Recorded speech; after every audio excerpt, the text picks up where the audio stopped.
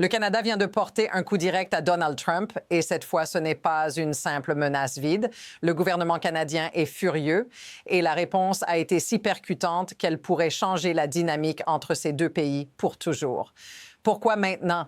Après tout ce qui s'est passé ces dernières années? Pourquoi devriez-vous vous en préoccuper? Parce que ce que Trump vient de dire n'est pas simplement un discours agressif. Il met en jeu l'avenir de millions de personnes et vous pourriez en faire partie. Les conséquences de cet affrontement pourraient être beaucoup plus proches que vous ne l'imaginez. Mais ne vous inquiétez pas, je ne vous ai pas encore tout dit. Si vous restez ici, vous découvrirez pourquoi ce n'est pas seulement une guerre verbale, mais quelque chose de bien plus grand. Au cours des dernières 48 heures, le ton de Donald Trump est devenu encore plus agressif. Lors d'une apparition publique, le président américain a menacé d'imposer des droits de douane de 100% sur le Canada si ce dernier signe un accord commercial avec la Chine. Mais ce n'est pas tout. Trump a même dit que si le Canada ose se rapprocher de la Chine, ils leur retireront le hockey sur glace. C'est ainsi que cet affrontement est devenu absurde. Mais voici la vraie question. Pourquoi cette escalade soudaine?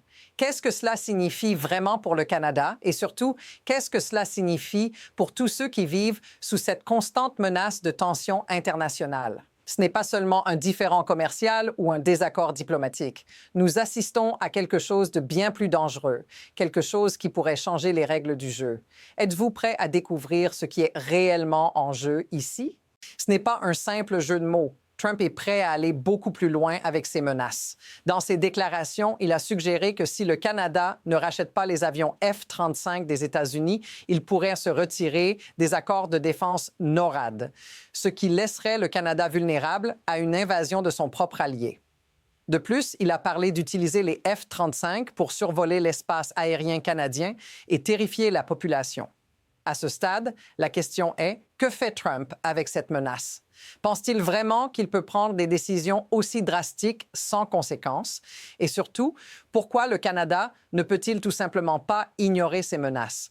Parce que ce qui est en jeu ici n'est pas seulement la relation commerciale, mais la souveraineté nationale. La balance est en train de s'effondrer et les pièces du puzzle s'emboîtent. Mais attendez, car ce qui vient pourrait changer tout ce que vous pensiez savoir sur la politique internationale. Osez-vous continuer à découvrir ce qui se passe? Ce qui semblait initialement être une simple menace tarifaire s'est rapidement transformé en une situation bien plus grave. Ce genre de pression n'est pas nouveau. Trump a utilisé des tactiques similaires avec d'autres pays, mais ce que nous voyons ici est différent. La manipulation de la souveraineté canadienne devient une tactique standard du régime de Trump. C'est comme un coup tiré directement du livre de stratégie de Poutine. Miner un pays de l'intérieur, semer le chaos, provoquer la division. Vous vous souvenez de ce qui s'est passé avec l'Ukraine? C'est exactement la même chose, mais cette fois, le Canada est dans le viseur.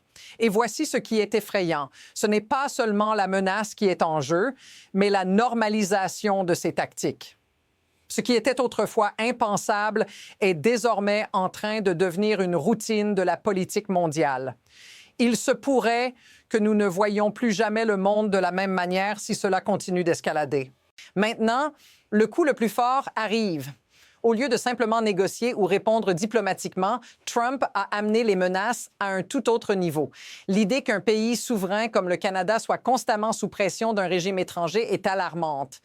Trump n'a pas seulement parlé d'imposer des tarifs massifs, il a aussi attaqué la crédibilité du Canada en suggérant que ses avions, fabriqués par Bombardier, ne méritaient pas d'être certifiés. Ce n'est pas seulement un conflit commercial, c'est une attaque directe contre l'industrie et l'autonomie économique du Canada. Et le pire dans tout ça, que se passera-t-il si Trump réalise vraiment ces menaces? C'est le point de non-retour et tout ce qui semblait sûr est maintenant en jeu. Les contradictions entre ce qu'il dit et ce qu'il fait sont impossibles à ignorer et ce qui est en jeu ici pourrait marquer le début d'un changement irréversible dans les relations internationales. Les pièces continuent de tomber rapidement et sans contrôle. Juste au moment où l'on pensait que la situation ne pourrait pas empirer, de nouveaux éléments compliquent encore plus les choses. D'abord, l'ambassadeur des États-Unis au Canada fait pression sur les dirigeants canadiens pour qu'ils achètent les F-35. Ensuite, il se révèle que le gouvernement Trump a secrètement rencontré des groupes séparatistes de l'Alberta, les incitant à lutter pour la sécession. Ce genre de manœuvres perturbe l'équilibre du pouvoir et le pire, elles se font de manière invisible, comme une opération sous la table. La question est, jusqu'où les États-Unis vont-ils aller avec cela? Si la pression continue, les divisions internes du Canada s'approfondiront et cela pourrait déclencher quelque chose de bien plus grand que ce que nous imaginons.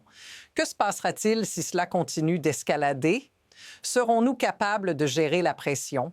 Maintenant, portons ce conflit sur le plan personnel. Pour de nombreux Canadiens, la menace de Trump n'est pas seulement une question de politique ou d'économie, c'est une menace directe contre leur mode de vie.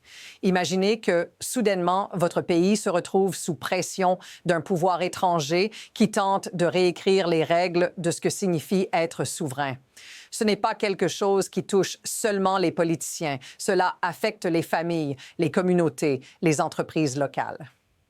Lorsqu'un gouvernement étranger commence à jouer avec la stabilité de votre nation, les conséquences ne se limitent pas seulement aux accords commerciaux.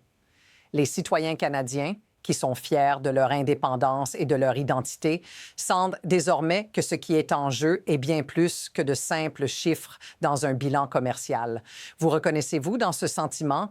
Si vous avez déjà eu l'impression que vos droits étaient manipulés, comment réagiriez-vous? Laissons de côté l'indignation momentanée et regardons la situation dans son ensemble. Ce que nous voyons ici n'est pas seulement une bagarre entre deux pays. C'est un exemple de la manière dont les systèmes de pouvoir agissent à un niveau bien plus profond. La vérité inconfortable est que les intérêts des grandes puissances comme les États-Unis ont un impact direct sur les décisions des pays plus petits comme le Canada.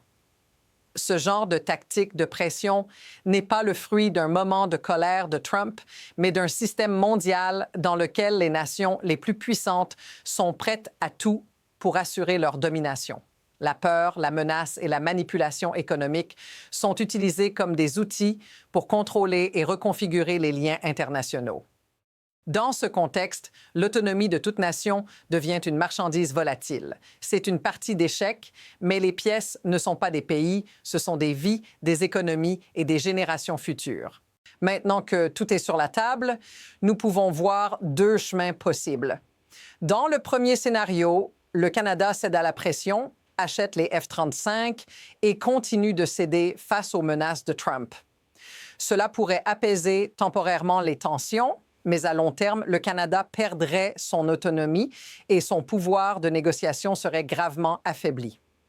Dans le deuxième scénario, le Canada reste ferme, rejette les intimidations de Trump et renforce son indépendance par des accords internationaux alternatifs. Cela pourrait conduire à une confrontation plus importante avec les États-Unis, mais cela pourrait aussi renforcer l'unité au sein du Canada et promouvoir des alliances plus stratégiques à l'échelle mondiale. La question est, quel chemin le Canada choisira-t-il? La réponse n'est probablement pas encore claire, mais il est certain que ce qui va se passer pourrait définir la politique internationale des prochaines années. La pression augmente et ce qui se passera bientôt pourrait changer le cours de l'histoire.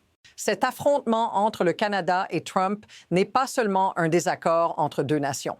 C'est une lutte pour le contrôle, la souveraineté et l'avenir d'un pays. À la fin, ce qui est en jeu est bien plus grand que ce qu'il semble à première vue.